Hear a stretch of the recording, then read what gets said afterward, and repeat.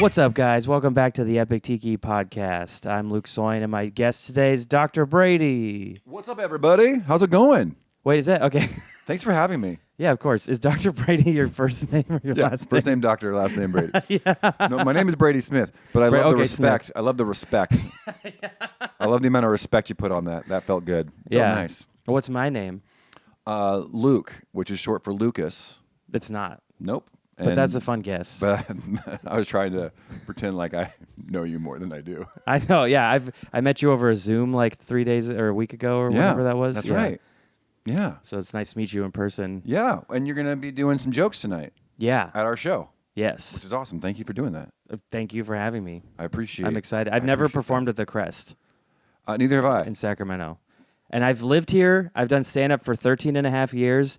I've filmed people do sets there. Okay. Like friends, and nobody's ever been like, you want to do a set? So I'm like, finally, I get to do it, you know? It looks like an awesome venue. Yeah. I'm really excited about it. It's very nice. It's like a Sacramento staple. Yeah. You know, it's a nice, beautiful theater. I think we have two nice old movie theater types of, but the Crest is like live also. There's the Tower Theater, which is on Broadway, and they're a movie theater. Like they don't have. Got it. I'm sure like a live performance could happen there, but I don't think they do that. So. Well, not with that attitude. Yeah, it's true. We just got to ask them. Yeah. Yeah. It's. I'm super excited. It's gonna be a fun night, I think. Yeah, we got Dr. Bert. What's Bert's? Bert Walpack. Bert Walpack. Okay. Yeah, we got. That is such a dentist name. Well, that's not his real name. Oh, okay. It's his stage name. Just like Jimmy Earl. His real name is Seth Holland. Oh, okay. Yeah. So if you want to look him up, if you look up Bert Walpack DDS, you'll find nothing. So he picked Bert Walpack as his like fake name. That's what he picked. Yeah. Did he use like a name generator for dentist? Because that's such a dentist name. I feel like. No, I don't know. What I do know is that I knew him for over a year before I even knew his name was Seth. And so, like, he's in my phone as Bert. I call him Bert. I do not call him by his real name. Because I learned it imprinted upon. Bert is what imprinted upon me. Right. And so now he's Bert. He's always Bert. Yeah. So, fun fact about him. Yeah. There's a comedian here in town. Her name's Melissa McGillicuddy, and that's not her real name. Sounds made up. Yeah. Did you say Jimmy Earl's not Jimmy Earl's real name? Yeah. Okay, I didn't know that till just now. I mean, his name is James. Like that part's real, but his last name is different. I don't know if he wants people to know. I feel like it's silly because you're like, I'm Dr. Brady Smith, and here's my office, and here's me sexually assaulting my employees or whatever. Right. And he's like, I don't want anyone to connect comedy, and he's not even like, he doesn't do those kinds of bits really, I guess. Like nothing is, he's completely separate from his dentistry career, but everyone kind of knows he does dentistry, Yeah. Yeah, I didn't want to combine those two things. I mean, I do a little bit. Yeah. A little bit. And most of the people that come out, I think over 50% of the people that come out tonight will be in dental in some capacity. Like a front office worker or a assistant or a hygienist or something. Sure. And then we get a good group of dentists that come out too. I'm really curious. I grew up going to this dentist in El Dorado Hills, which is like 25 minutes away. And I still go there because I just didn't want to find another one. And I'm like, well, they're good, and I'd rather just go to a good dentist office than go to a shitty one and then be like, have mouth issues. So I'm wondering if any of them will be there. That'd be really funny. So you go out of your way to go a little bit further because you like them and trust them. Yeah, it's like, it's not even the guy who was there when I grew up, Dr. Taylor.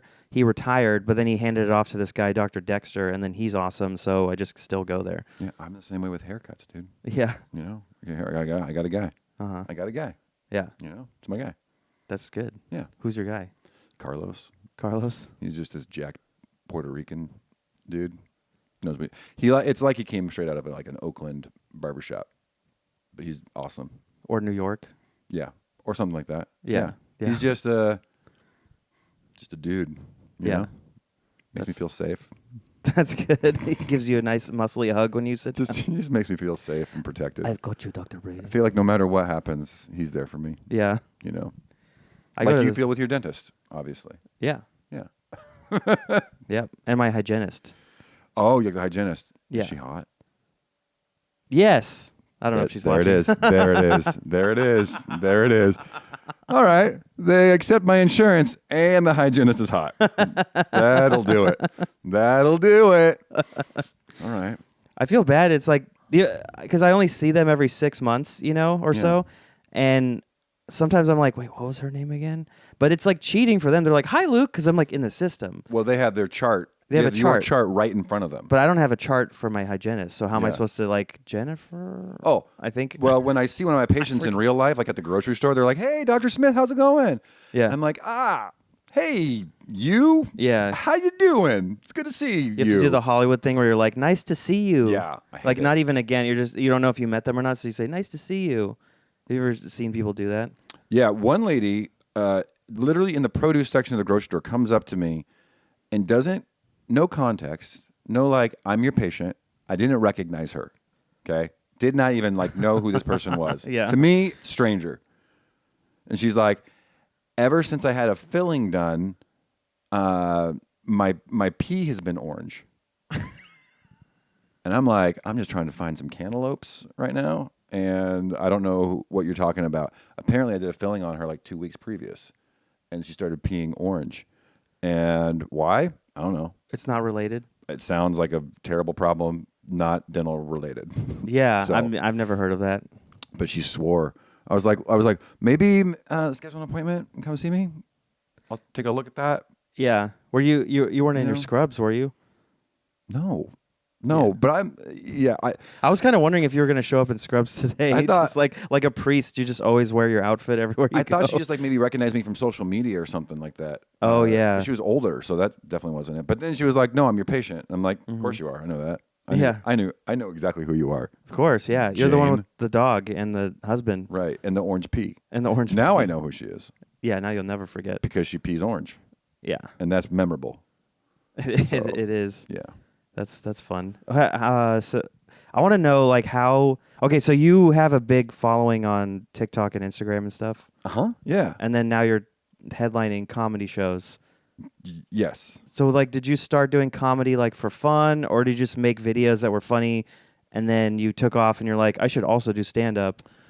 I've always felt like I'm like stand up adjacent. I have a lot of friends that are stand up comedians. Okay. And I have for a decade. And you're from Portland? Portland, Oregon area. Okay. Vancouver, Washington, not British Columbia. Right. Vancouver, That's Washington. frustrating when you're so close and you're not that same thing. We're not even that close. Vancouver, Canada is like 5 hours away.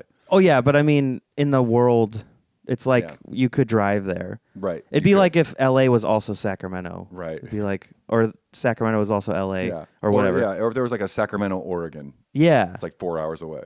Right. Or even just like I went to Ontario, California a few weeks ago to do comedy, and everyone's like Canada, and I'm like, no, like Yeah. Inland Empire, Yeah, that's exactly the same thing. Rancho actually. Cucamonga. Yeah, except they're further away. Yeah. Right. What was the question? Something about. You like how did you? Oh, how did I get started? So yeah. So I started on social media, just kind of sharing my thoughts and my day to day, and a lot of stuff that I was doing was like getting super viral, and so I started getting a bigger following.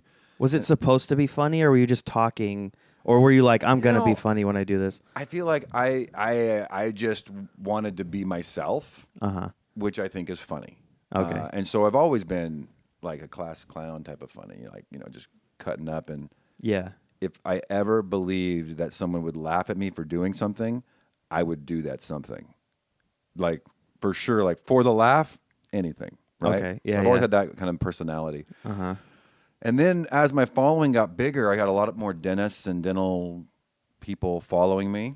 And that led to some corporate gigs where I would Okay. get hired for dental conferences. And I started doing like musical parodies of songs. So stupid. But people love it. People love it, man. So like a Weird Al type of situation. Yeah. And then people are like, hey, we want you to come do, we have this conference in Las Vegas. Come to the Bellagio and come. I'm like, yeah, sure. And it's like 2,000 people, and I'm opening for Sebastian Maniscalco. Oh wow. And I'm like, and that's like my first time. That's your open mic, is that? That's my open mic, essentially. That's insane, dude. It is insane. And I actually got super nervous, and I did not think that I would get nervous. But literally right before I stepped on stage in front of like 1,800 people Oh yeah. at like the Bellagio in Las Vegas. For opening for Sebastian Maniscalco. Yup.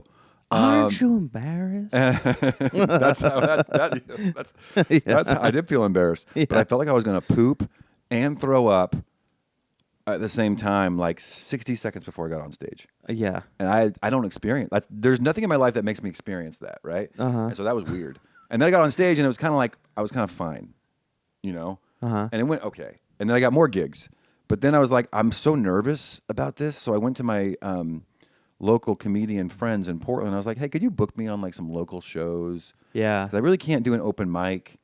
I don't have the time to like deal with like maybe I get called up, maybe I don't. Yeah, you don't want to sit at a shitty bar for 2 hours and wait and hope for the best. Right. And then get like 17th out of 20 and then try to turn around that guy who's really drunk watching the Raiders lose. Exactly on right. Monday Night Football. You I don't always want feel like it's like having a gym membership where like everyone waits in the lobby for like 2 hours, and then if they call your name, you get like 4 minutes to work out. Yeah. And that's all you get. That's a good analogy. I never thought about it that Yeah, way. I'm just so used to it. I'm like, it's like an open mic. You don't understand what that means? And like time is not my currency. Like I don't have time Yeah. to do that. But I had these friends who book shows. And Yeah. so I was like, hey, can I have like 10 minutes and 8 minute set somewhere? Like just like throw me in. Don't pay me. I just want to practice. I get super I was getting need an nervous. audience. Yeah. I need to get that under control. And so they let me, and then I just fell in love with stand up. I just loved it. I just loved coming up with material Yeah. and trying to work it, and so then that led to more dental gigs, and then I was like, I've just at some point I just thought I'm gonna just do legit stand up. Start trying to book what I can book. How many years ago was this when you started this? 2. Two? The Sebastian Fuck. the Sebastian Maniscalco gig was that was May of 23. Okay. So it's been almost 2 years since wild. that. And then yeah. So I'm just I do leverage my following on social media. Oh, of course, yeah. But it's the utilize thing that. is like some comics get jealous or annoyed, or they're like, "Oh, you didn't do like what I did," and it's like, yeah, but also I don't know. Some people win the lottery, some people just I don't know. It's like you're just Yeah, I do get that from comics, the local ones that are kind of like I'm sure. not like they not like us, like yeah, like and I'm not. I'd win a different route. yeah. But that's the thing is that's a lot of people, especially comics that go up through the traditional route. I feel like this is the way you do it, and there isn't another route, and there's other ways. There's all kinds of ways. Like I mean, my friends and I, like Joe and I, are trying to make a movie right now. Yeah, and it's like I've spent years. I'm like a podcast. I listen to lots of podcasts. Okay. So I feel like I have all this extra experience that I didn't experience because I just heard people talk about it for. Yeah. But like you just hear so many stories about how someone got into acting or movie making or comedy even, and it makes you understand like it's not weird. You don't. It helps me not have that perspective of like, well, fuck you, just because you have a following. It's like, well, you also had to nurture. Like, you probably got lucky at some point. You posted some stuff, people liked it, and now you're big or whatever. But then you had to keep doing it. You had to turn it into this thing where you post regularly. It is a job. It's not just like you just got it. Like, there was a point where something lucky happened, but you had to sustain that. You can't. Yeah. It's not like you posted a video and it blew up and now you're just doing whatever and you barely post. Like, you're still putting out content, you know. So there's work involved, I guess is what I'm saying. It's not like you're doing a different open micing. It's just completely different makeup of like trying stuff and finding your way in entertainment or whatever. It just comes down to, for me, it came down to like, will people pay money to see me talk? Yeah. That's what it was. And that's really what the foundation is. Like, will people pay money Yeah. to hear me, you know? And apparently, yes. Yeah. And so it was like, They still won't pay to see me.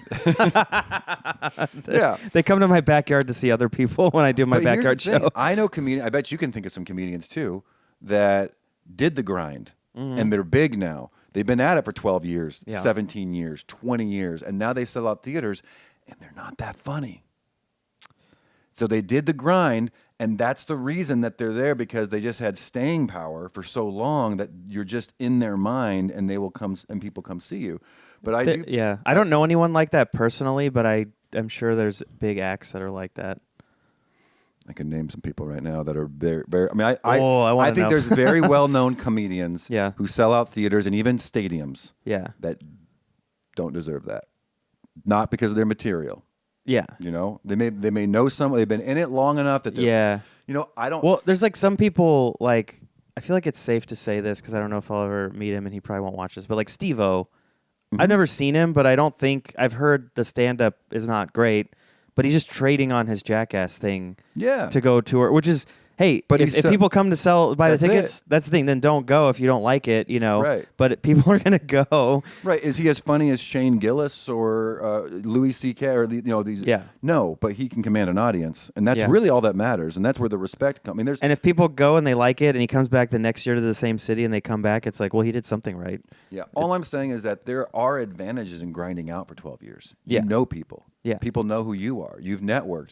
I didn't. I don't have that advantage because I started 2 years ago. Yeah.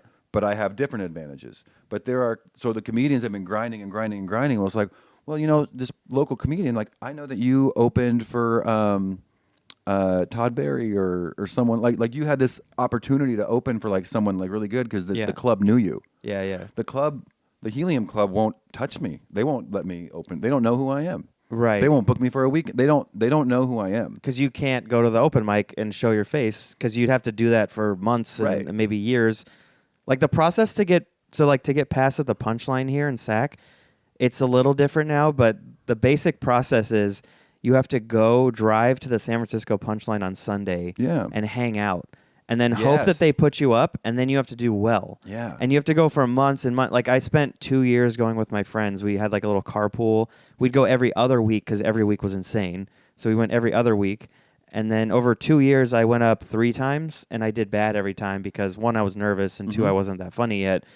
So then I kind of gave up. But that's like the system that they had for a while to get past at our punchline in Sacramento, which is like 2 hours away, you know?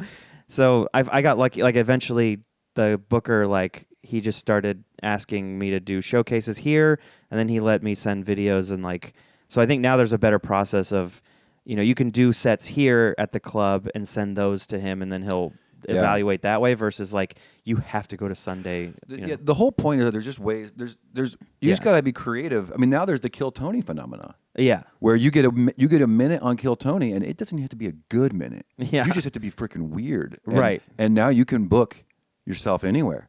If Kill Tony makes you a regular. Yeah. Right. Or even if you just have an interesting viral moment on Kill Tony, and your name was drawn out of a hat. Yeah. You just have to be like a cartoon character, and you can book a tour. That helps. Right? I saw somebody. I was in Tampa with my friend JR, and we saw David Lucas. Yeah. And like I don't even think he has an hour. I'm not even trying to be an asshole. He like for half the show it was just line up and I'll roast you guys. That's it. That's what he's known for. But he's also good at it. Yeah. And the point is, I think that what's good for everybody in comedy who wants to pursue comedy is no matter where you are, where you're coming from, is people in our society in America want to go to comedy shows. Yeah. They want to pay. That's a show that people want to go to. And I think more people want to go to shows than ever before in history. They want to go to comedy shows. Yeah. That's why you think who were, back in like when Dane Cook had his meteoric rise. Yeah. Like, I was in high school for that. He was doing stadiums. And that was insane. He was the only one doing it. Like there was no one else doing stadiums, right? And I think before that it was like maybe Richard Pryor, a few. Dice Clay would do that. Yep. Yeah. Very, very few. But now there's a couple dozen comics that can do stadiums. Yeah. Now. It's crazy. And that's never happened before. And that trickles down to theaters and clubs and all kinds. And now you have comics who just kind of pave their own way. They don't go through the clubs. They just find theaters around town. They rock venues or they book their own breweries, stuff like that. Yeah. Or like, I mean, I don't tour obviously, but I do a show in my backyard. Yeah. And that's just because like there was COVID and now I don't know, but people like that. And then you have people who you have like political comments or political comics. Yeah. And they have their niche. And the people who want that can go find that. And that's what the internet does, is it allows people to go, this is what I want to consume. And so you can go and consume whatever you want, and there's an audience for everybody. Yeah. Which is kind of cool when you think about it. So when you're like, I don't know, like the whole like, you didn't do it how I did. But it's just it's that's just bitterness though. Like a lot of times it's those comics are people that, whether they're good or not, a lot of them are good, but it's like they they either don't want to do the work of like finding their audience, or it's almost like they want the audience to come to them. Yeah. But it's like that audience is waiting out there. There's a slice of the pie for you if you go find it. Some of these comics that think I'm not one of them in Portland, like I go to these small Portland gigs. Yeah. And there'll be 5 comics on the ticket, right? And I bring a guy with me who films everything. Yeah. Maybe I have a viral moment. Maybe I have a heckler. Maybe something like I don't know. So I film everything that I possibly can, right? That's what you gotta do. And so I go there with my guy, and there's 4 other comics there, and I say, hey, my guy's filming anything and everything. Like he won't charge you any money. Do you want me just to film and he'll just send it to you? Your set? No one accepts it. Really? Nobody says sure. And I'm like, okay. For free? Yeah. That's wild. It's free and they don't want it. And I'm like, I'll like if I film, right, and I will charge other people on the show, like, and they'll buy it. I don't know. yeah. That's strange. It's crazy, dude. And then it's like, They don't want to do the work too. like it's you have free advertising yeah. on all these social media platforms, and 100,000 people could know who you are tomorrow. Yep. If you write a joke funny enough or clever enough, or a fail, or a heckler, like something could happen, and 100,000 people know who you. And that's what the whole thing. Like it's like, why are you even doing this then? If you're not, if you're like, oh, that's. I don't know if you think that's like an easy way out, or like that's a cheat code, or I don't know. I think it's a combination. Like for some people, it's that it's like, oh, this is like easy, or it's the wrong way, or they have some kind of weird pride thing. Yeah. A lot of people are just lazy. Like, look, I mean, I learned video editing and all that stuff. I bought my camera. Like, it took me a while to get where I am with that skill, but I had to learn it. I went to school and I have a marketing degree. Yeah. I didn't learn video editing, but that's what I was into. And then I had a job where I was lucky enough that they like let me learn on the job. Yeah. And then I just had to watch YouTube videos and be like, oh, didn't you push C to do cut? And then like, and now I can just cut stuff and do it. Uh-huh. But not everyone has the time or the ability to sit there and like do that. I mean, I always forget how much I've learned because I'll see someone else try to do it and they're like, "What do you do?" And well, someone so who it's wants a lot of work and it's a someone money who wants investment it, too. Someone who wants it more than you do is going to do it. Yeah, And that's the thing with comedy to me. Yeah. Dude, I have this show tonight at the Crest that we're doing. I called 200 dental offices. yeah, Easy.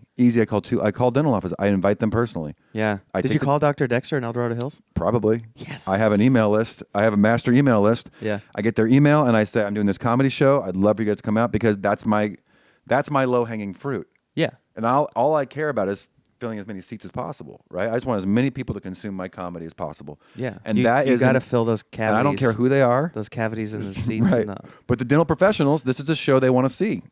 Yeah. And so that is my easy target crowd. But also I'm thinking like, well, I don't want to pigeonhole myself into like just only dental people come see me, right? Right.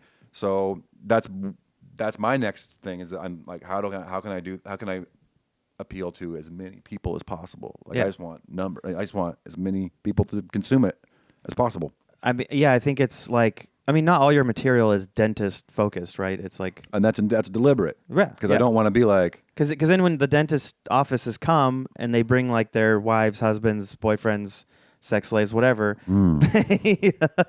bring your sex slaves tonight, guys. you're lucky, Morty. Tonight, I don't know why I said Morty. Bring it's the not a gimp. Rick and Morty joke. Bring the gimp. Yeah, you're getting a night out tonight. We're gonna let you out. Don't tell anyone what we. Okay, this is weird, but no. But my point is like, if your jokes are more than just dental stuff, then those Yes. people remember. They'll tell their friends, and then next time you come to town, it'll be like everybody maybe. You Yeah. know? Yeah, and that's the biggest compliment I get after a show is like some hygienist brought her husband, and he's like, dude, I thought this was going to suck. Yeah. And it was actually not terrible. That's like, yes. I did it. That's like a girlfriend at a Shane Gillis show. Like, he was really funny. Yeah, that's exactly right. I thought he was just going to talk about football and the president a lot and Yep. history. Do a Trump impression. Yeah. Yeah. It's a very good Trump impression. It's a great Trump impression. Yeah. Man, I got to come up with an impression. You don't have any impressions? I have one, but it's stupid. This is my impression of Louis C.K. if he was a dentist. And I look at someone in the audience and I say, "Can I? Will you watch me while I floss? I can't actually floss unless you're watching me." And I don't do a voice or anything. It's just that's it. That's my Louis C.K. impression. Oh, okay. If he was a dentist, You can't do any It's terrible. voices or? I don't do voices. Oh, okay. No, I wish I did. I like to do them, but I feel like sometimes in the moment, like it's like do it. It's hard, but then I'll be watching a movie and I'll be like, I'll be like, razor sharp rocks, like Yeah. Gimli or Yeah, no, I do. I do stuff like that too, and I think maybe there's some things I could work on to get good at that. She gave me 3 golden hairs from her But head. dude, isn't that crazy? Because that's another, as far as like comedians who have shortcuts.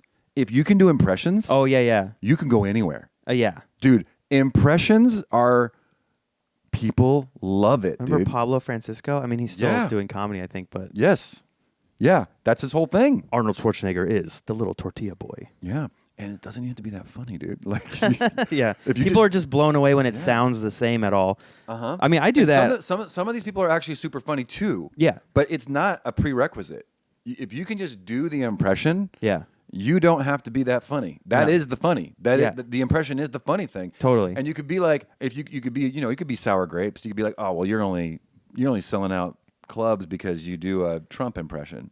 Yeah. It's like, yes, that's correct. Yes. That's and why I pay my bills now and I'm happy. And now I can, and now I pay my rent doing my, Yeah. doing my Trump. It's like, whatever does it, dude. I just feel like that's where I get respect. That's where I get respect for someone. Is like, whatever it does, like, Yeah.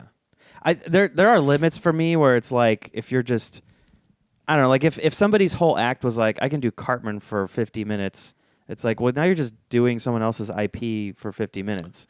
sure, But yeah, I mean, Sure. I get what you're like.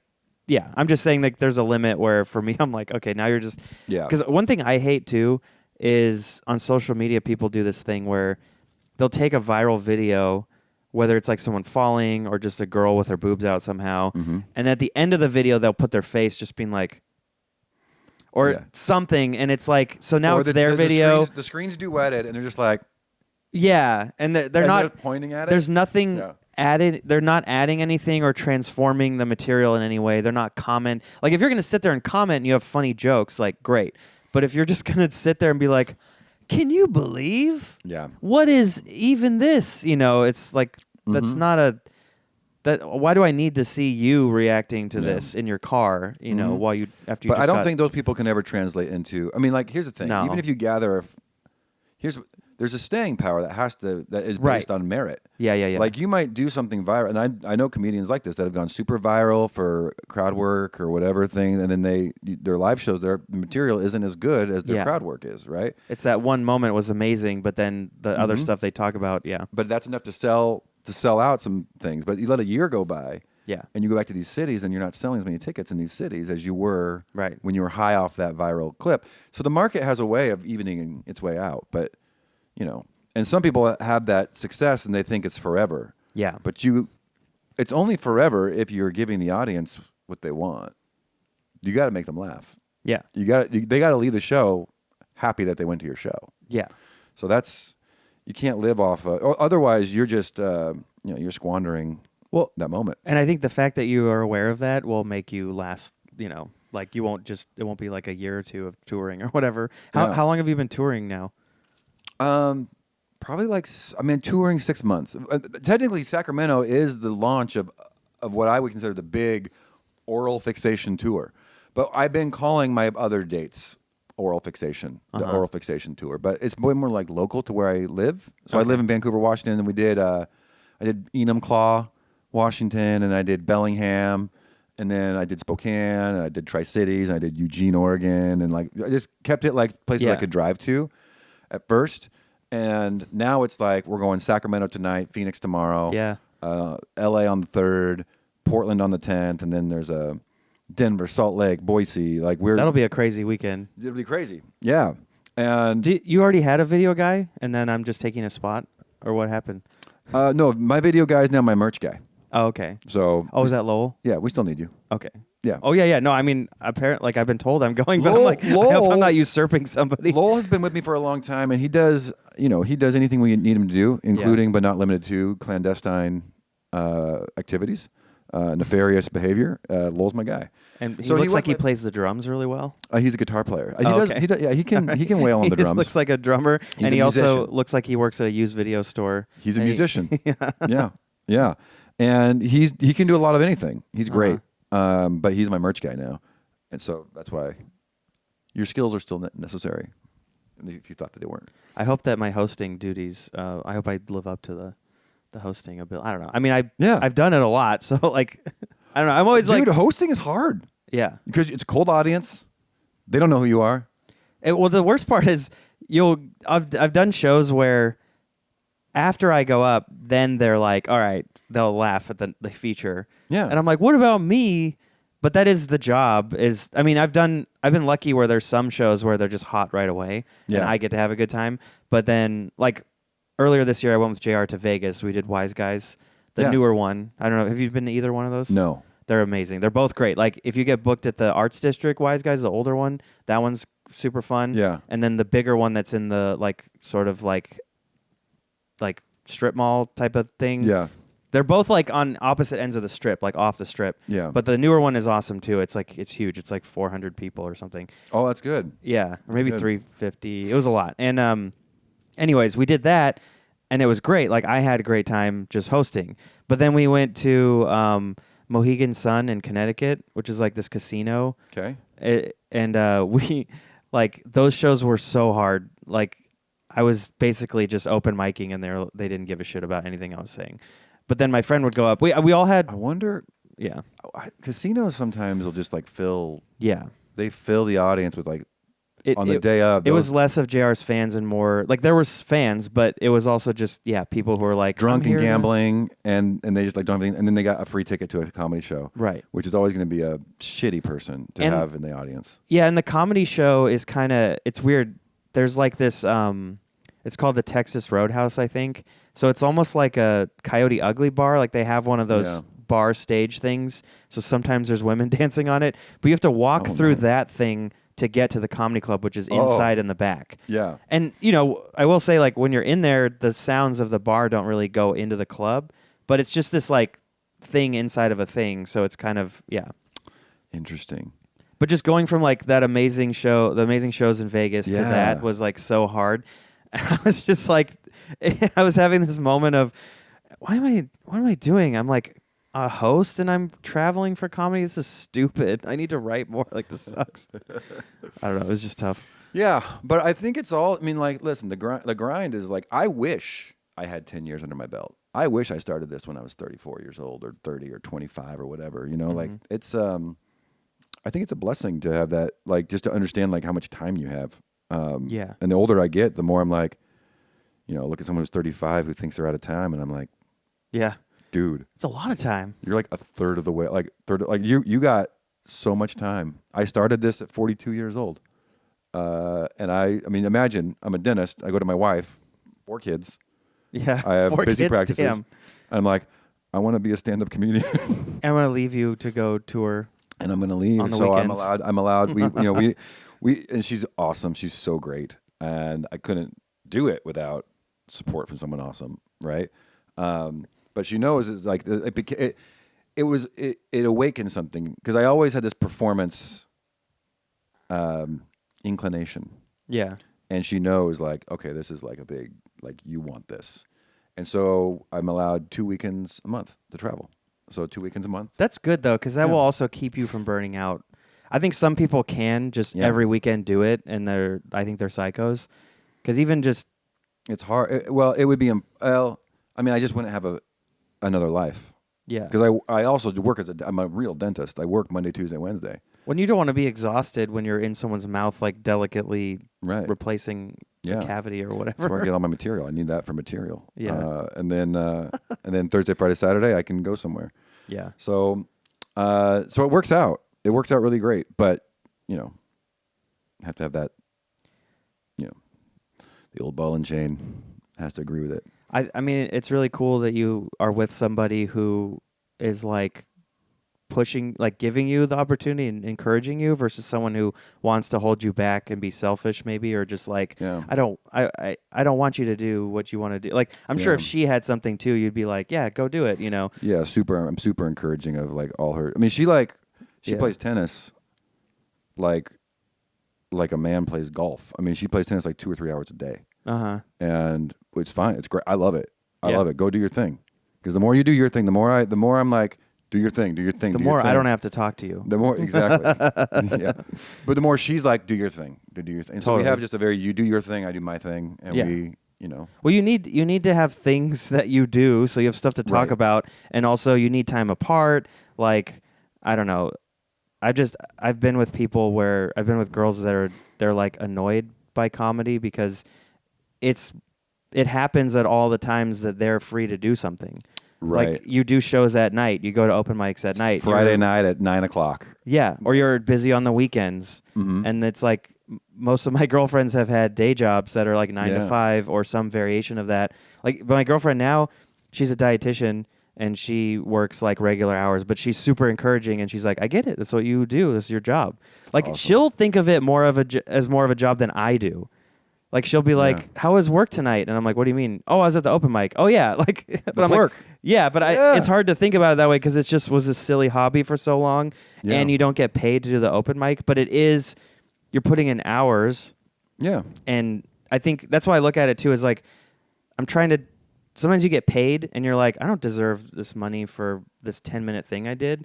But you have to remember, like, you have to backlog the hours. Like, not 10 minutes. Yeah, you're getting paid now because you put in hours before of just bombing and like driving somewhere to do whatever 10-minute show in bumfuck California somewhere. Like, right.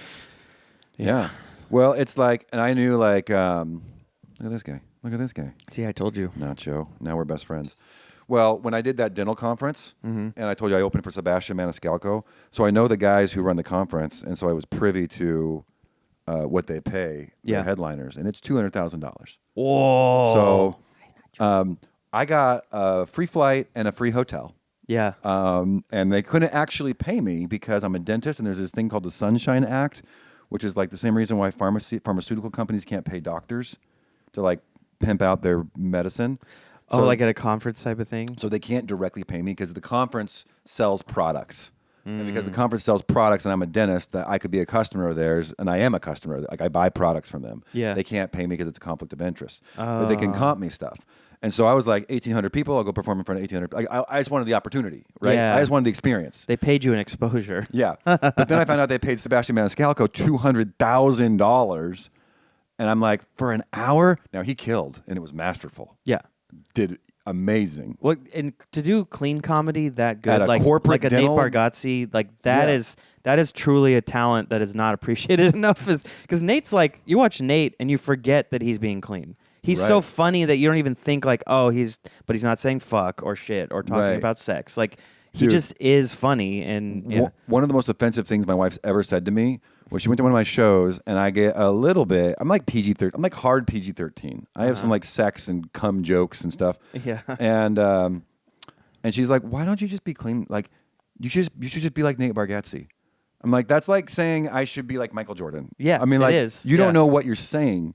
Why Like, didn't you just cross him over and do a Pinoy step into a reverse jam? It's like, because that's really hard. why don't you just dunk on him? Like, Yeah. oh, because I can't dunk. That's why I can't do that. So Okay, stop. Come here. yeah, she didn't realize that. But as far as like Sebastian, man, like that dude deserves $200,000 for his 1 hour. Yeah. He deserves it. You know, it's like he earned it. Yeah. You might think like that's too much money for an hour's worth of work, but it's not an hour's worth of work. That guy's been at it for decades. Yeah. Well, that's why comics do corporate so much, because I don't think like, I mean, I don't know all the numbers of everything or whatever, but I mean, think every conferences always pay way more. Like corporate stuff, they always pay like big like that. I feel like whenever you watch like a podcast or you listen to a comedian talk about when they bombed, Yeah. it's always a corporate event. yeah. They're like, oh, it's a corporate event because you bomb. I mean, like, Yeah. and I, from like starting at corporate events, Yeah. I can tell you like 50% of the people are, I mean, like more than that. Most of the people there in the audience are not there for you. No. They're not there for comedy. They don't know how to act at a comedy show. They don't know how to consume comedy. No. They're not used to it.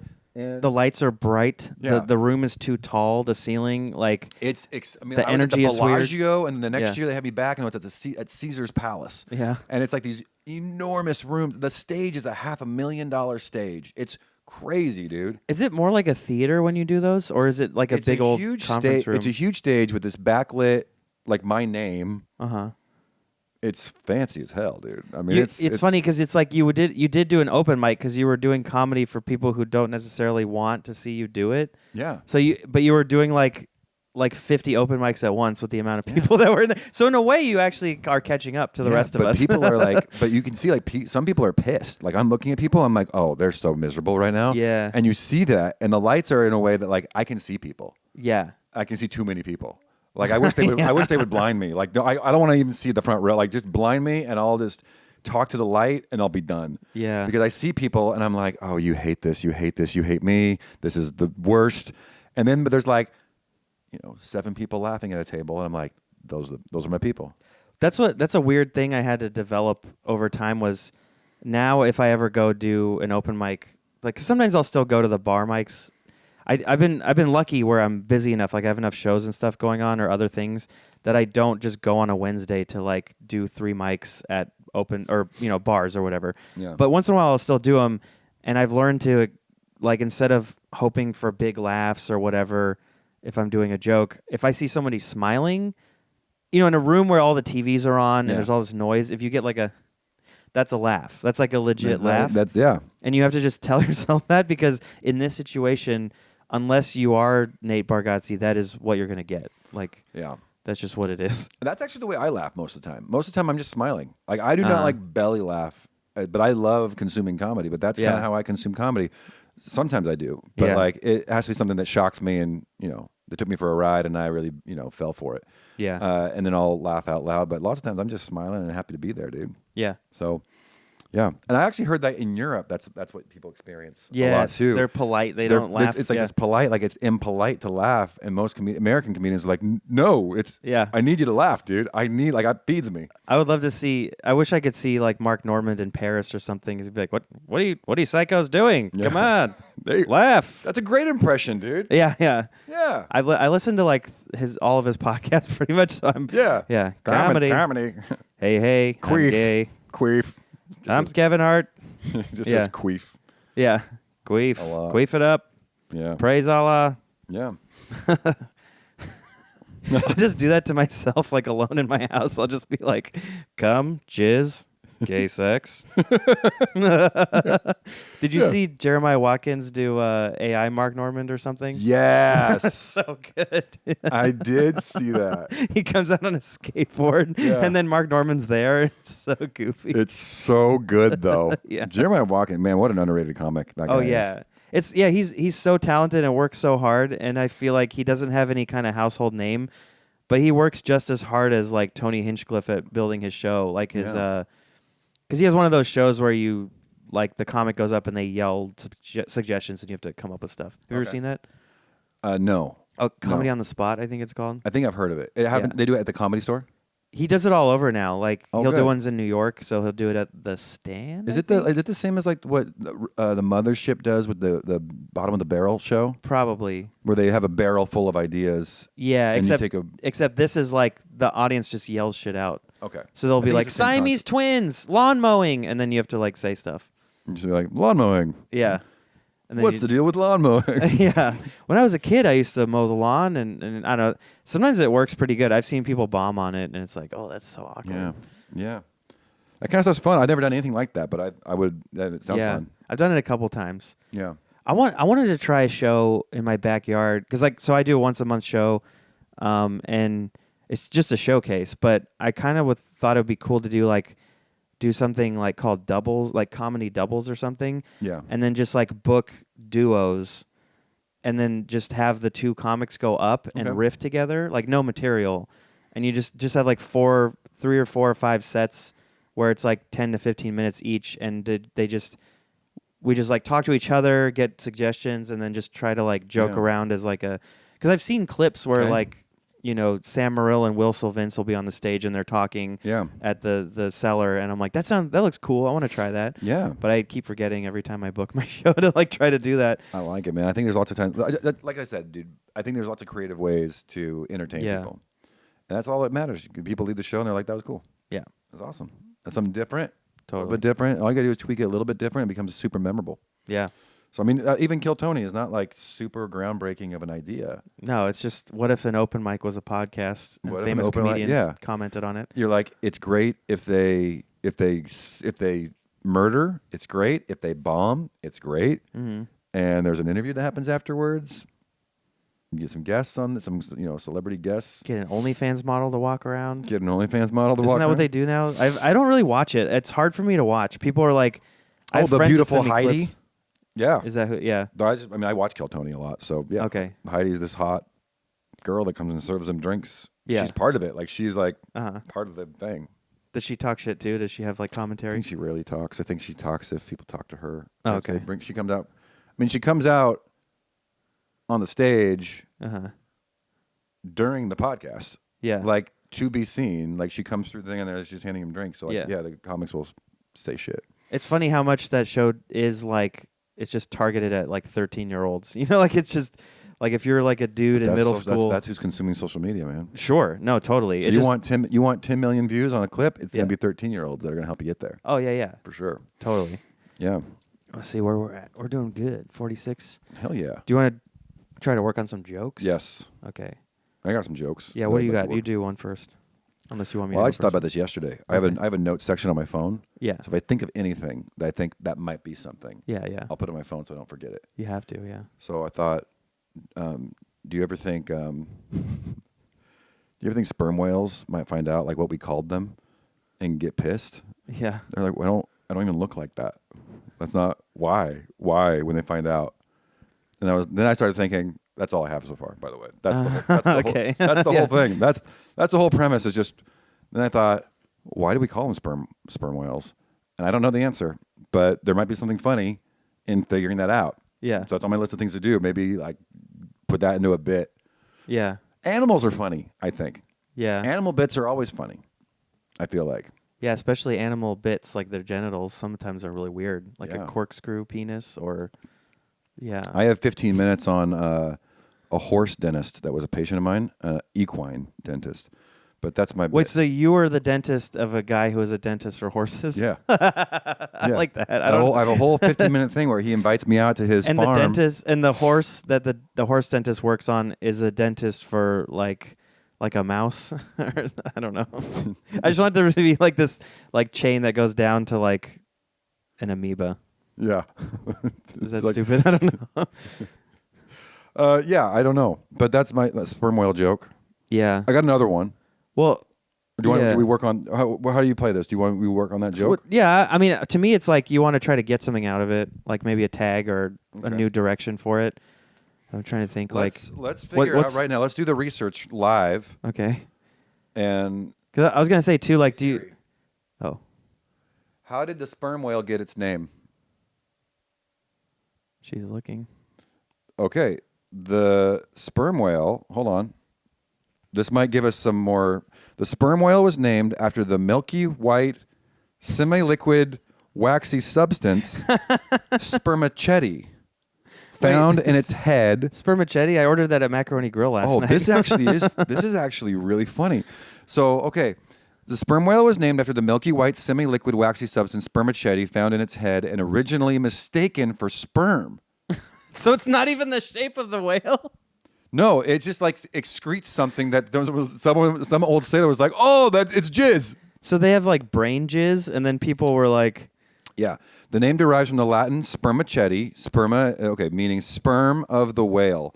The common name for this species is actually an apocopation of spermaceti whale. "Wow, The substance is not, of course, the whale's semen. It was mistaken for such by early whalers. do you think it also smells like bleach?" So wait, is it jizzing out of its head? Is it like leaking jizz out of its brain? I don't know. Why were they like, what's this milky white substance That's so found in its head? So they would kill the whales, open it up, and be like, there's jizz in its brain. So should we call Cadbury eggs sperm eggs? Yes, Because they have, because there's jizz inside of them. yeah.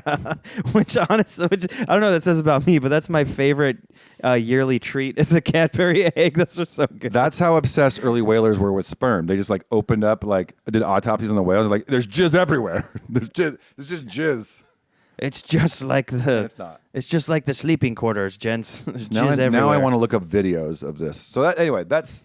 I want to look up videos of like what did they see? Yeah. Why did they think it was sperm? Enough I mean, so when that you're they on call it the sperm whale. when you have scurvy, you can't think straight. You just think, did Jensen jizz in here? Like you Yeah. just think like one of the sailors was needed to get it out. Yeah. He played a prank on everybody. Like when you weren't looking, they cracked the head open. Everyone turned around, and then he quickly jizzed into the skull to prank the crew. I don't know. They probably thought that's how sperm whales have sex. That's how they make baby sperm whales. The one it just sticks its head inside the other whale's vagina, and then a new sperm whale is born. they just human centipede each They other. just ram their head Yeah. into a whale's vagina. A whale's vagina. That's a San Diego. That's a San Diego reference. Yeah. That's an Anchorman reference. But it was funny because that's such a crazy backstory for why it's called that. Because I just thought, Yeah. they kind of do look like a giant sperm. Like I think they do. That's what you thought. Yeah. Okay, because I thought they look nothing like a sperm. I know that like I don't know what your sperm a look sperm like. is kind of like the head and then a skinny tail. But to me, like a sperm whale is like this thing that has like a tail. So Yeah. to me, that made sense. It's like, it's the spermiest looking whale. You know, like why wouldn't it be called that? Yeah, but then why would someone want to call it that? They'd be like, it kind of looks like jizz. Yeah. But then they cut them open. They found some milky white substance in their brain, and they're like, Yeah. it's jizz. That's what it is. I was also thinking like what other animals would be upset by what we call them. Okay. So like, but then the first thing that came up wasn't even an animal. It's like, do you think the Georgia O'Keeffe flowers are upset that she paints them as vagina flowers? You know, like Yeah. like we're not Great. vaginas. That's great. There's a lot of birds with messed up names, Yeah, like the breast tip swallow or something. Something like that. Like the breast tip swallow. I don't know if that's a real thing, but It might as well be. But you know what I'm talking about. And they cracked his head open, and there was just breasts inside. Yeah. Or the there was breast milk inside of the head of the breast tip swallow. Yeah, the testicular warbler. Yeah. I don't know. I know. I'm sure we could like find a list. There's probably you could type in weird bird names, and you'd find a bunch. You'd be like, oh, okay, but yeah, I can't think of any right now. Yeah. Well, I It was think weird. you have some more avenues to explore with that. Yeah. So that was something that came to mind just a couple days ago. Something came out of sperm whales, and I was like, that's a weird name. Yeah. That's it. It's just that's what comedy's kind of observational. Yeah. That's weird. There could be maybe like the other whales too, or just bullying like the orcas were like fucking sperm whale, and then it just jizzy caught whale 'em. over here. Yeah. I hit him in the head one time, and it just started jizzing out of his eyes. Yeah. I don't know. Yeah. Cool. Okay, let's see. I don't know that I have more. Maybe I have a bit. Maybe it's a bit. Maybe it's a bit. I don't know. The sperm thing? Maybe I should try it tonight. Why not? Try it out. You got an hour. I got an hour. That's right. Got to fill it somehow. I was thinking of this. I went to see. Well, I'll just do the joke first, and then I'll Okay. explain it. My friend said he spoke the language of music, so I looked at him and I was like, ah, ah, ah, ah, and he was like, "What the fuck are you doing?" And I was like, "I was just telling you that I aspire to have legs and walk on the land." It's great. Okay. It's great. I've been afraid to do it because I don't want to go.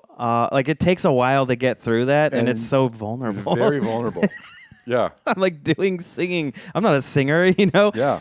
I mean, I understood it as a Little Mermaid. If you Yes. don't know that Yeah. it's Little Mermaid, Yeah. then it's like, what is this guy doing? I feel like most people, because you can't do. I was thinking like, could I do Under the Sea? But that's not what that song is about. Right. It's the aspirational. I went to see a Little Mermaid play with my girlfriend in Folsom, and so like, Yeah. I just thought of that while we were watching it because she was like, and then I don't know. I forget if it was her or someone else later was saying like music is a language, and somehow that connected for me. I like that. I like jokes that start off with like a colloquialism that everyone knows, Yeah. right? Like Music is a language. universal language. Yeah. And then you take them for a spin on that. Yeah. I like that. I think like the that. best jokes are it's like you connect something that feels obvious, but you wouldn't have connected it. Well, I have a joke like that where I say, everyone's heard the comparison is the thief of joy, right? It's a pretty common Yeah. phrase you hear. And I say, the joke is something like, I think you're doing it wrong. I think if you're comparing yourself to people who are better than you, then comparison is a thief of joy. But if you compare yourself to people who aren't, Yeah. Yeah. then maybe it's a source of gratitude. And Right. then they say like you should surround yourself with like the most successful people because success is contagious. And then I say, I think you should surround yourself with the 5 biggest losers you can find. Yeah. And you'll feel a lot better about yourself. You will be king loser. King of all the losers Yeah. is better than the peasant of all the successful people. You just start wearing a crown and they're bowing to you and you're like, this is pretty cool. Yeah. And they're like, you don't want to be the most successful person in the room. And I'm like, yes, I do. Yeah. Yeah. Yeah, I do. Yeah, I do. It feels pretty good. Have you tried it? Yeah, it actually feels really nice. Yeah. That's good. I like that. Yeah. Yeah. Well, though, I also do agree with that, though. Like, if you surround yourself with successful people, you will get better. Because I think, like, comedy-wise, if you're... Yeah. I think that you do develop quicker. Like, if I was to move to New York and I was just constantly seeing, like, the greats on stage, like, it just makes you feel like, I can't just settle for this. Like, it has to be this, or I'm not going to be as good. I want to be that good. So that does help, but it is funnier to say what you said. Yeah. Also, it's helpful to see someone that you look up to as like someone who's a very successful comedian, and you watch them eat shit. Yeah. That's awesome. Because it tells you, like, okay, everyone's still... It humanizes them, and it allows you to be like, okay, I know what went wrong. Like, you analyze them, and you're like, I know what went wrong. I think I would do this. Like, yeah, and your next bomb doesn't make you feel like killing yourself. It's like, okay, like, they even... that person I saw Louis C.K. bomb, and you're like, okay, that makes me feel like... Yeah. Like, even Bill Burr bombs. Comedies is so much, like every comedian is figuring out what's funny. Mm-hmm. That's what's crazy. Like, you think like comedians just know what's funny. Yeah. And they're in the constant pursuit of figuring that out. You know, it's not like Dave Chappelle knows what's funny. Dave Chappelle has a pretty good idea, but he's out there on stage figuring it out. Yeah. And seeing what I think is funny, because you go tell a joke, you're like, oh, I guess that wasn't funny. And you scrap that because you thought it, but I thought it was, and now it's now I realize it's not. It could be like, this is gonna work. I feel like you could think it's funny, and it feels like this perfect written thing, and then it's just not. I don't know. I've had so many jokes. I had this one joke that was like, it's the premise is basically like, I don't know why they call it the Last Supper. They make such a big deal out of it being the Last Supper. Everyone else had dinner the next day. You know? Yeah, it's great. Yeah, but then it's like... It's only last for one person. Yeah. Like, everyone else had dinner the next night, and they were like, Judas died. What? Judas died, too. Oh, yeah. There's 2 people that died there. Did he die the same time? He killed himself. Oh, okay. He murdered himself. He felt tremendous guilt for turning in Jesus. If I remember my Bible stories correctly, and I think I do. I've actually never read the Bible like all the way through or anything. It's very long. Yeah. I've got one somewhere up there, but... yeah. Who are your favorite comics? My favorite comics? Yeah. Like a top 3 or like a Mount Rushmore, whatever. Who are yours? It's like Mark Norman, Joe List, Sam Morril, Shane Gillis. Yeah. I love like Jessica Curson. She's great. Michelle Wolf is hilarious. Awesome. Every time I see a clip on Instagram, I'm like, I forget that she's one of my favorites. She's so good. Yeah. Some people hate her. I think it's because of her voice or something, but I don't. I mean, whatever she's doing, it's like she's hilarious. She's perfect. She's an amazing writer. But she's not doing a voice. Yeah, I know. That's her. How she sounds. That's her voice. Yeah. You know. I don't like that voice she does. Some people don't like it. You know, like I've heard that criticism. Like it's I love it, Michelle. Like it's Bobcat Goldthwait. Michelle, I love it. Yeah, yeah. It's not. Yeah. She's not doing it. She's amazing, dude. Mm-hmm. Who's this? Jordan Jensen. You know who she is? She's amazing. Yeah. She's so funny, dude. I got into Cumtown during the pandemic, and I just binged like almost the whole thing. Yeah. And then she would pop on there like later in it, and then that's how I discovered her and like Ian Fidance and stuff. Yeah. And then they have a podcast that's really funny that I've just realized I haven't been watching because there's too many. She's podcasts. like a new favorite that's on my radar like the last 6 months or so. She's so funny, dude. She's great. But Shane Gillis is one of my favorites. So when I'm mentioning all these comics, you see them bomb, you see them eat shit. Like it's like I keep on going Shane Gillis and Louis C.K. because they're like my favorites. Yeah, but I mean they're huge too. So it's like that's the most relatable big comics. Yeah. Also, just seeing some of these people like going up and like doing it. Yeah. And you're like, it just makes it like attainable. Yeah. You know? Just makes it feel like, okay. Well, just work on the material. The material's got to be good. Yeah. Make them want you again. Well, even just seeing my friend JR, like we started at the same time, like he started a year before me or so. Yeah. And then we all started the same open mics, and now he's doing all this cool shit. And he is insanely talented and talented. prolific with writing and all that stuff. Yeah. And he does a guitar thing. He brings the music. Yeah. And he does a good job with it. Yeah, it's not cheap. Like I think I've seen some guitar acts in the past that are like, we're just doing that because you don't have like a thing and you want a thing, but he just does it because that's what he does, and he could do the same set without it. He just wouldn't be able to do the music, but he would still kill. Like I've seen him do stand up with no guitar. It's like does he have the guitar the entire time? Lately, yeah. Does he? For a while, he would do like 10 minutes without it and then go grab it. But recently, he just grabs it and he starts but he'll stop and talk. Like he sits there and holds with it the guitar strapped on. Yeah, strapped on. Right. Yeah. I mean, I do guitar. Like the last half of my set is guitar. So I do stand up. I do stand up for like 30 minutes, and then I'll do like the guitar stuff. Okay. And here's the thing: I told my wife this. I don't like it. The guitar. I don't like that part, but it kills. Okay. Yeah. And so that's something that I adapt to. My audience loves it, but like the song parodies and stuff, like I do that for fun, like just to be stupid. Yeah. But then like that booked me dental conferences, and that got me started on stand up, and then I go out to, and my stand up does well, but my biggest compliments is the music. Yeah. So it's like, well, yeah. So JR is something I don't know him personally. Yeah. But I see his stuff come up all the time, and I'm like, that's really cool. But I always like focus on like the guitar stand ups.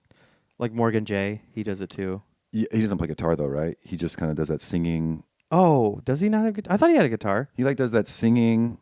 I don't think he plays guitar. Am I wrong? Does he play guitar? I thought he did. Maybe he doesn't. He has that. I don't What's know that? him. That T-Pain vocalizer thing. Oh yeah. Morgan J. What's that called? I'm pretty sure he has a guitar. A looper. Is that what it is? A looper, dude. It's the stuff that T-Pain used. Oh, the voice effect. Yeah, fuck, I can't remember what it's called now either. They always like auto-tune. Not auto-tune? Some kind of auto-tune. It's auto-tune. Because I think it's a tool that you're supposed to use to help you tune, but if you do something to it, it makes it sound cool. So I think it makes it sound cool. It makes your voice cool. Yeah. And T-Pain made it popular, but then people were like, T-Pain can't really sing, but he can sing. T-Pain's an amazing singer. Uh-huh. It's weird. Okay, so now all the Morgan J clips, he's really going to town on his butthole. This is not the first time Nacho has licked his butthole on this podcast. You and me both, Nacho. Um, Me next. This is the best podcast ever. Yeah. Nacho licks your butthole while we answer questions about comedy. Yes. Okay, well, I dude, I feel gaslit by the internet right now. I'm like, no, I've seen Morgan J with a guitar. There's a guitar on stage, I think. Oh, okay. Well, it's back You might be there. right. Oh, there it is. See? But that guy sells out freaking big places, dude. Yeah. Isn't that crazy? Well, and he's not even like someone. I don't know. Like there's almost like a comedy circle I follow as far as social media and podcasting. Yeah. You know, like it's like I said, Mark Norman, Sam, like those guys, and then sort of like I love Tom Segura and Christina P. and like that stuff, and then sometimes like Bobby Lee and Andrew Santino. I'm a big fan of like them. So, but those are like the people I like, and then if people don't cross into their world, then I don't know about them sometimes. Yeah. So then I'll hear about like Morgan J. And then maybe he's been on there once, or he'll be on one of those pods. But like he has his own whole career, but he's not like on those pods, so I don't really know about him except he's not in that circle. Yeah, he's in a different thing. Or like that Zoltan guy. He's hilarious. Great, and he's so good. He's so good, dude. Yeah, but I don't really know him very like his stuff or anything because he's just not. You know, there's only so much bandwidth for him at too. it for a while too. Yeah, that's what's crazy when you think even like he's one of those grinder guys. Like he just not grinder. Like he didn't. I mean. He could be gay, which is fine. Could be on Grindr. I've seen him be married on his Instagram. That's where me and Luke met. Yeah. Right. But even like Matt Rife, people think he got famous like overnight. Yes. Not true. No. He put in his time for sure. He's been at it for 10 years. Yeah. He's young and he's been at it. He's like 28 years old, been at it for 10 years. He's got like 2 YouTube specials out that are not the Netflix ones. Yeah, I mean, his viral clips of his crowd work went super viral. Yeah. And so he started selling out stadiums. But that's also why he's so good at it, because he spent so much time like becoming a comic and learning and doing that. And then he was on Wild 'N Out, I think, too. Yeah, and then so he comes across your radar and you're like, oh, this guy just got famous like overnight. It's like, no, you just found out about him overnight. Yeah. He's been grinding. Yeah, yeah. He's been doing comedy. Yeah. You know? No, I respect him because I think some people like to hate. Because, you know, anytime someone gets that big, it's like, now we have to tear them down. They're too big. They're too cool. Whatever. And I'm like, no, he did the work. He deserves that. You can't argue with ticket sales, man. Yeah. That's the thing. That's the metric that just doesn't lie. People want to see, and I respect. Like, there's tons of comics that I don't think are funny at all, Yeah. or they're just in a niche that like isn't my thing, right? Or I don't relate to them in some way, Yeah. and it's usually political comics. I don't relate to that. Like, it's not my thing, but people Yeah. freaking love it. And I think that's great. Whatever side of the aisle, if you're a Democrat or Republican or whatever, and you get a comic that you like, and he tells the jokes that you think are funny, and you go see him, you support comedy. I think that's awesome, and I respect the hell out of that comic. You know, even though I don't think what their jokes are particularly funny. I'm sorry. We're just having this serious conversation while Nacho just destroys his own butthole. Nacho, you need a Grinder account. Nacho, We're gonna sign you up for Grinder after this podcast, so you can get a buddy to help. Nacho only fans. Because this can't be good for your spine. You're always bent over yourself like that. He has a kink in his neck. Like, Yeah. Oh, that's. tearing I'm my like, own butthole open. I'm like walking him down the street. My neighbor's like, "Wow, he's a real butthole licker." That one. Yeah. Yeah. Are you embarrassed? Aren't you Are embarrassed? you talking about my butthole in the podcast again? Well, you're the one licking it in front of the camera. Yeah, you have it facing the camera, licking it. Nacho. Yeah, he's not even like doing it off camera or the other direction. Oh my god. Jeez. So, Oh, but there he goes. as far as the language thing, I also think people say cinema is a language. So I wonder if there's Okay. a bit I could do where I'm like, so then I cut this guy's ear off to torture him. I don't know. That's a Reservoir Dogs reference. But Yeah. there's got to be something like, Do you have a problem? You ever have a problem letting something go that's not working? Because I have lots of bits like that where I'm like, I think used I could to- go somewhere, but I try I used to have that just more force it. when I was like anywhere from like 2 years to 6, 7 years in, I was like that. I would just keep doing a joke even though it wasn't really working. And then now I'm better at just being like, this doesn't work, and I just don't do it. And that might be bad because maybe in the past I would push through and eventually it would work. And now I'm kind of like, if it doesn't work 3 or 4 times, I'm kind of like, Can I share a joke that I did that didn't work? yeah.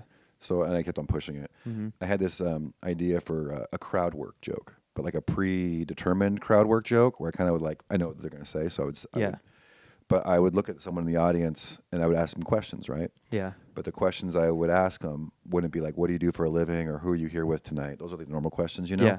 I started asking questions like, what's your mother's maiden name? Mm-hmm. And they would say, and I would like pretend like I'm writing it down. Yeah, yeah. And I'd be like, and what was the name of your first pet? yeah. And then I go through this list of like all these banking, like security. Sure. I go through the security questions. What's your favorite restaurant, street you grew up on? Yeah.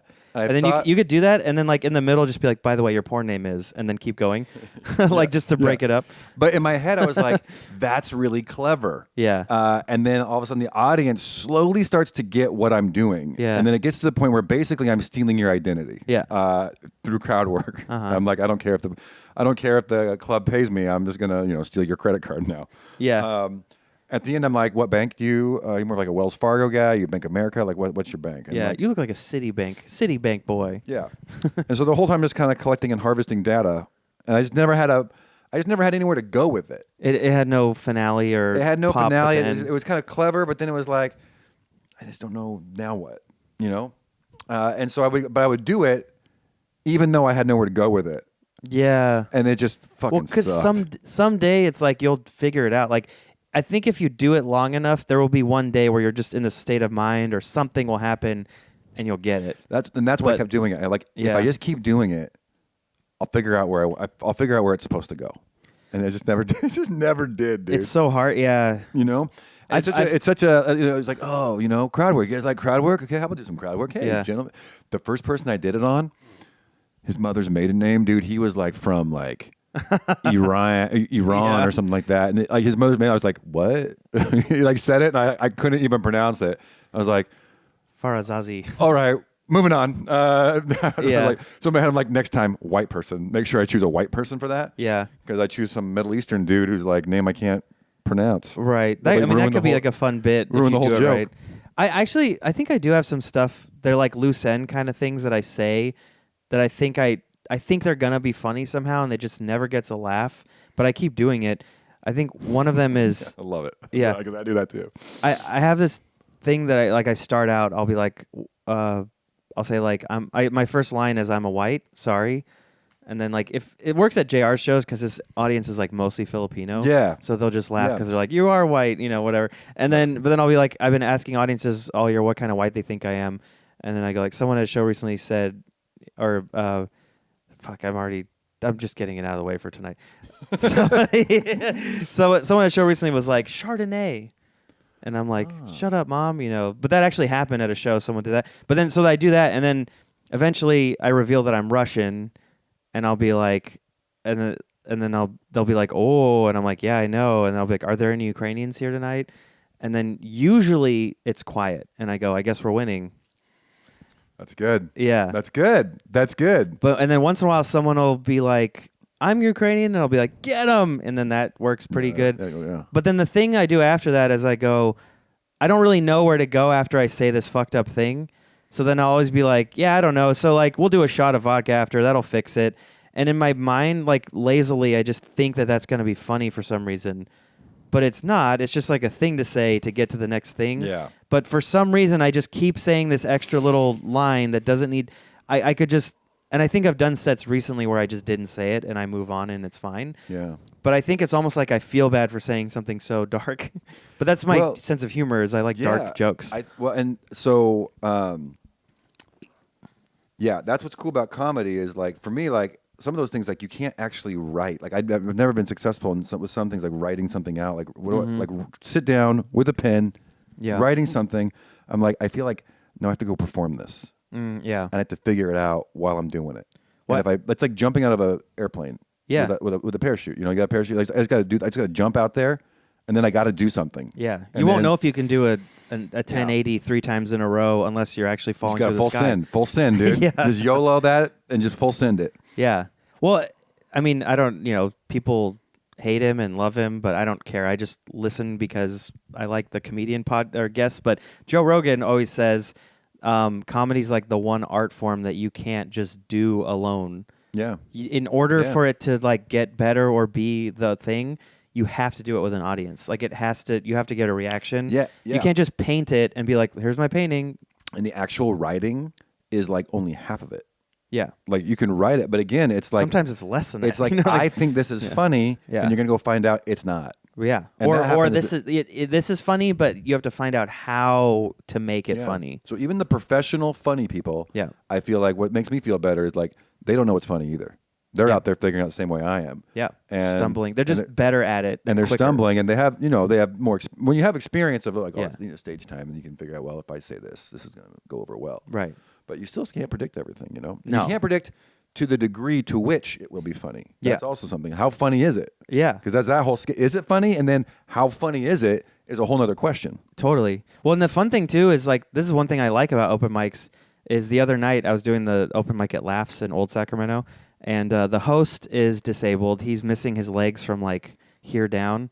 That's hilarious. Yeah, it's already funny. or like here down, and he has these little like. He wears those like Oscar Pistorius legs that have like he puts shoes on. Yeah. So it's like he looks normal until you kind of notice you're like, oh fuck, there's no legs, and so he's hosting the show. He brings up a guy who has even less legs, and then one arm that's missing. Oh wow! So that guy goes up, and then he goes in the bucket to pull someone, and the guy he pulls is a blind guy. So the blind guy goes up, and then after his set. Logan is the host. His name's Logan Farr, hilarious comic. He'll be a guest sometime. He's like, sorry, guys, I didn't mean to bring my entire disabled basketball team to the mic tonight. Yeah. So then I was next, so I go up there and I go, hey, guys, I'm also disabled. I'm gluten intolerant. Just like... But it was like in the back, and it got a good laugh, but in the back I was like, is that funny? I don't know. And I have like 3 minutes in my head of like, is this even... But the thing, it's like it's an open mic, so I don't care. And also just, I don't know, it's kind of fun to just in the moment think of something. Like I like to do that now, try to think of something right after the person ahead of me if I can have a line. Because it's a great way to transition into your set. Dude, right before I go on stage typically now, I start, like my mind starts racing. I start thinking of things like, oh, I should say this. Oh, I should say this. Like I haven't written it down. I haven't like thought about it. It's just like, oh, here's a little idea. Yeah. And I just go out there and like they push me on stage and I'm like, okay. There's Joe. Joe's like peeking through the window. Is he Wrap it up. Yeah. I'm good when you are. He didn't text me. Okay. This has been fun. Thank you for doing it. I feel like I'm going to work on my sperm whale bit tonight. Yeah. I might try it out. Do you want to? Well, yeah. Cool? I guess we could just wrap it up. I can take the clip from this. Uh-huh. And put the clip of me actually performing the sperm whale bit tonight. Get that recorded. Yeah. And then combine those two. That'd be cool. Talking about the sperm whale bit and then doing the sperm whale bit. Yes. See if it gets a reaction. Actually, I if you hope can it bombs. get anywhere. I hope it bombs. Yeah. Because I'll be like, yep, sperm whale bit sucks, You dude. just cut back to this part where we're like, well, I guess it didn't work. Sometimes it's not funny, dude. Yeah. So either way, if it bombs tonight or not, it'll be good content. Yeah. And It's that's what everything is now. Can it be content? Mm-hmm. I was at church the other day. The priest was like, he had a crowd work moment. No, I'm kidding. I don't go to church. But anyways, so all right. So we got the show tonight. This is going to come out Tuesday. Okay. Because I think this week we didn't have one, so we'll have one. This will come out next year. So the show went great, hopefully. And then the Phoenix show went awesome, hopefully. That's tomorrow night, and it also will go awesome. Yeah. Or but has gone awesome. where do people go to like follow your tour and see us on the road? Yeah. drbradysmith.com, drbradysmith.com. And that's also my handle on social media. Instagram and TikTok are the only real social media platforms I use. And all the information's on my website. Sweet. Yeah. And you can find me at Luke Soyan on Instagram. I'm making a movie with my friends. We've changed the name. It's called Hell Gig now. So follow at Hell Gig Film on Instagram. Nice. And we have a Slated. There's this thing called Slated. You can put your movie up and then get funding, hopefully. Oh, nice. So I'm making the profile still, but please fund our movie. We're going to be at the Napa Valley Stream Festival. Donate Next weekend. to cool movies. Hopefully somebody with money wants to fund our movie. It's a great idea. Go watch it. I don't know. I don't really want to plug anything else. I do a show in my backyard. I don't know. The next one's May 10th, I think. Nice. Wait, I'll just say that really quick. That's important. Just May 9th. May 9th, because May 10th we're going to be somewhere. Yeah. Because I'm going to be hosting for Dr. Brady and May Dr. 10th is Portland. Walbeck. May 10th is Portland. Walpeck? Walpack. Yeah. Is what is it? Well, it's Seth Holland, but it's Oh, yeah. Burt Walpack. No, I meant where are we going to be? Oh, May 10th. Portland, Oregon. Portland, Oregon. May 10th is Portland, Oregon. Crystal Ballroom. Brady's kind of home. Yeah. All right, That's you guys. Thank you for watching. We'll see you later. Bye. Lick your butthole.